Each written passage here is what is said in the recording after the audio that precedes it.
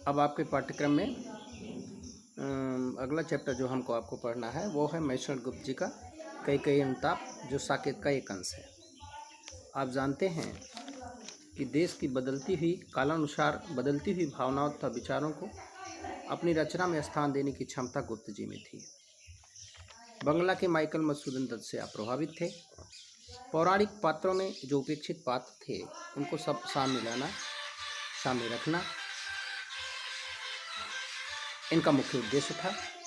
साकेत राम काव्य है, लेकिन इसकी नायिका सीता नहीं बल्कि उर्मिला है।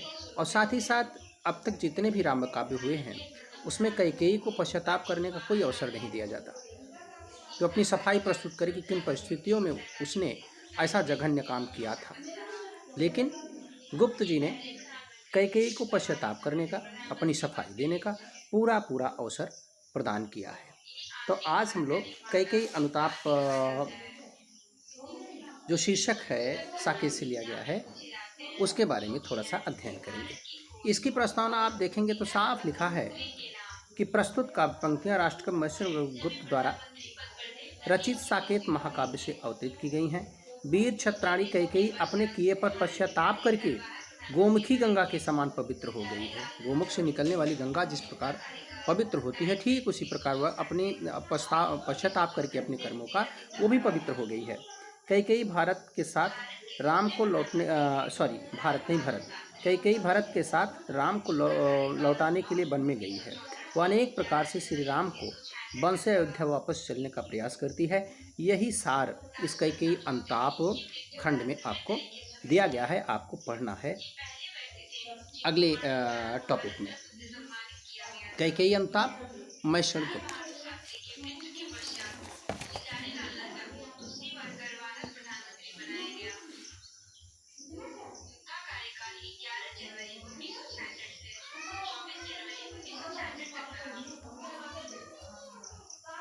देखें, तदंतर बैठी सभा उटस के आगे, नीले बितान तले दीप बहु जागे, टकटकी लगाए नैन सुरों के थेवे, परिणामोत्सुक उन भयातुरों के थेवे, उत्फुल्ल करौ दिकुंज वायु रह रहकर, अब करती थी सबको पुलक पूर्ण मह कर।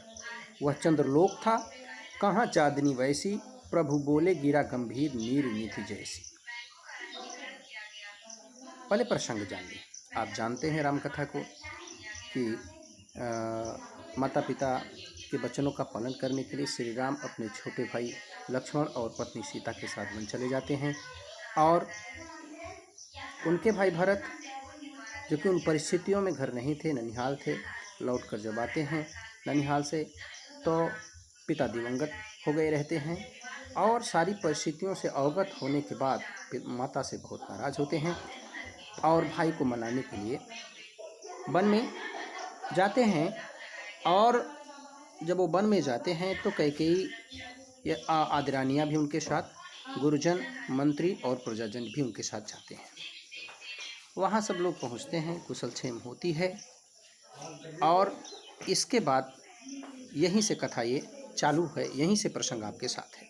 तदंतर एक एक शब्दों का अर्थ देख लें पहले आप। तदंतर उसके बाद, उटस एक ऊंचाई वाला स्थान या शिला, ऐसा स्थान जो ऊंचाई का थोड़ा सा होता है, उटस कहलाता है या पत्थर शिला। बितान, नीले बितान, नीले का नीले, बितान का अर्थ है तंबू, दीप का अर्थ है दीप, बहुजागे का अर्थ होता है बहु से प्रज्वलित हो गए हों, नयन नेत्र, सुरों देवताओं के, परिणामों उत्सुक, परिणाम प्लस उत्सुक, परिणामों के लिए उत्सुक कि क्या परिणाम होगा। भयातुरों का अर्थ होता है भय से व्याकुल, उत्फुल्ल का अर्थ होता है विकसित, करौदी कुंज का अर्थ है करौदे की झाड़ियाँ, पुलकपूर्ण, महकर का अर्थ होता है सुगंधित बनाने से है, चंद्रलोक चंद्रमा का लोक, चांदनी, प्रभु बोले गिरा, गिरा का अर्थ होता है बाणी, गंभीर का अर्थ है गंभीर, नीर निधि जैसी, नीर निधि समुद्र। आपसी कुशल क्षेम जानने के बाद सभा यानी जो प्रजाजन, मंत्री, सैन्य दल जो भरत जी के साथ आया था, सभी लोग एक ऊंचे शिला के सामने, एक उटज के सामने बैठ गए। और क्या उस समय वातावरण कैसा था? आकाश में बहुत से तारे दीपक की तरह जगमगा रहे थे। कैसे तारे, कैसा आसमान, नीले बितान तले। ध्यान दें आप कि नीले बितान तले, नीले तंबू के नीचे बहुत से क्या हुए भैया, जैसे बहुत से दीप जगमगा रहे हों, ऐसे तारे प्रतीत हो रहे थे। यहाँ थोड़ा सा काव्य दोष हो गया। काव्य दोष हो गया कि रात्रि का समय है, अगर तारे हैं तो नीला बितान किसी भी कीमत पर नहीं होगा। यहाँ कवि ने क्या कहा कि नीले बितान तले, नीले तंबू के नीचे, जबकि रात में आसमान कैसा होता है, शायद नीला नहीं चमकता हमारे विचार से, वो सिर्फ तारे ही तारे दिखाई देते हैं, और अगर कुछ दिखाई देता है तो स्याह दिखाई देता है। फिलहाल नीले आसमान के नीचे बहुत से तारे चमक रहे थे, सो ऐसा लग रहा था जैसे बहुत से दीप प्रज्वलित हो गए हों। वो दीप नहीं थे, क्या थे भाई, टकटकी लगाए नयन सुरों के थे। वे देवताओं के नेत्र थे। कैसे नेत्र, जो एक टक पृथ्वी की तरफ या इस सभा की तरफ अपने रुख को किए थे। किस लिए, परिणामोत्सुक, वो परिणाम के लिए उत्सुक थे। कहीं ऐसा ना हो जाए कि कैकेयी के समझाने पर राम द्रवित होकर के अपने परिवारजनों में आ जाएं, अयोध्या लौट आएं। आप जानते हैं एक पटकथा है इसके पीछे कि राम का बन जाना निश्चित रूप से वो देवताओं की मर्जी थी, और बढ़े हुए पाप को दूर करने के लिए देवता ऐसा चाहते थे कि राम अगर वन में जाएंगे तो निश्चित रूप से संपूर्ण मानव जाति का कल्याण होगा। तो वो परिणाम जानना चाहते थे कि आखिर कैकेयी इतनी द्रवित है, इतनी दुखी है, उसके माता के दुख को देखकर कहीं ऐसा ना हो कि राम वापस आ जाएं। तो इसलिए वो क्या थे, परिणामोत्सुक, परिणाम के लिए बिल्कुल उत्सुक थे। और कैसे थे, भयातुर थे, डरे हुए थे, परिणाम के लिए जागरूक, डरे हुए देवताओं के वो नेत्र थे। और प्रकृति कैसी थी, प्राकृतिक वातावरण कैसा था, खिली हुई करौंदी की कुंज से हवा रह रह करके चल रही थी, और करौंदी कुंज से होने वाली वह हवा जो धीरे धीरे चल रही थी, सबको महमहा बना रही थी, सुगंधित बना रही थी। चंद्रलोक में भी उस प्रकार की चांदनी, स्वच्छता, उजियाली, कांति, प्रभा नहीं फैली होगी जिस प्रकार की कांति यहाँ बैठे हुए लोगों में थी।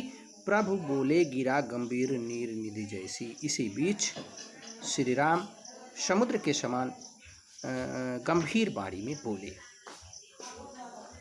हे भरत भद्र, अब कहो अभिषिप्त अपना, सब सजग हो गए भंग हुआ जो सपना। हे आर्य रहा क्या भरत अभिषिप्त अब भी, अब मिल गया अकंटक राज्य उसे जब तब भी। हे भरत भद्र, अब कहो अभिषिप्त अपना, अभिषिप्त आखिर आप चाहते क्या हैं, आपकी अभिलाषा क्या है, किस लिए आप यहाँ आए हैं। हे श्रेष्ठ भरत, अब आप इस बात को बताओ, क्या आपकी अभिलाषा क्या है, अभिषिप्त क्या है, इच्छा क्या है, कामना क्या है। सब सजग हो गए, सभी लोग चैतन्य हो गए, ऐसा लगा जैसे उनका स्वप्न टूट गया हो। सब सजग हो गए, भंग हुआ जो सपना। ऐसा लग रहा था जैसे किसी का स्वप्न भंग हो जाए, ऐसे ही सभी लोग सजग हो गए, चेतना में आ गए। भरत ने कहा, हे आर्य रहा क्या भरत अभिषिप्त अब भी, और मिल गया अकंटक राज्य उसे जब तब भी। निश्चित रूप से यहाँ व्यंग्यात्मक भाषा में गुप्त जी ने कैकेयी अनुताप शीर्षक के अंतर्गत भरत के माध्यम से उन्होंने कहा कि हे श्रेष्ठ, हे आर्य, क्या निष्कंटक राज्य मिलने के बाद भी भरत इच्छाओं वाला रहा। प्रश्नवाचक लगा है, खुद ही पूछ रहे हैं कि क्या अब मेरी कोई अभिलाषा रही। हे आर्य रहा क्या भरत अभिषिप्त अब भी करें, इतना सब कुछ हो गया, इतना मिल गया, फिर भी भरत अभिलाषाओं वाला है। अब मिल गया उसे अकंटक राज्य, मिल गया अकंटक राज्य उसे जब तब भी, उसे बिना काटों वाला, बिना बाधाओं वाला उसे राज्य मिल गया, तब भी क्या भरत की कोई इच्छा या कोई कामना शेष है। पाया तुमने तरुतले अरण्य बसेरा, अरण्य जंगल, आपने वृक्षों के जंगल में, वृक्षों के नीचे बास पाया, आपको वनवास मिला, और रह गया अभिषिप्त शेष तदप क्या मेरा। क्या कह रहे भरत जी, कह रहे हैं क्या इसके बाद भी मेरी कोई इच्छा रह गई। आपने जंगल में वृक्षों के नीचे बसेरा पाया, बसेरा किए, निवास किए, तो क्या अब भी भरत इच्छाओं वाला रह गया। तन तड़प तड़प कर तप्त तात ने त्यागा, तन शरीर तड़प तड़प कर, व्यथित होकर के, दुखी होकर के, तड़प करके, तप्त दुखी, तात अनेकार्थी शब्द है ये, ध्यान रखें। अनेकार्थी शब्द आपको जब व्याकरण का खंड आता है, आपका खंड, तो उसमें अनेकार्थी शब्द पूछे जाते हैं। तात का अर्थ पिता भी होता है, तात का अर्थ मित्र भी होता है, तात का अर्थ भाई भी होता है। तन तड़प तड़प कर तप्त तात ने त्यागा, दुखी पिता ने अपने शरीर को त्याग दिया। अब क्या रहा अभिषिक्त और तथापि अभागा। इसके बाद भी इस अभागे भरत की कोई अभिलाषा रही?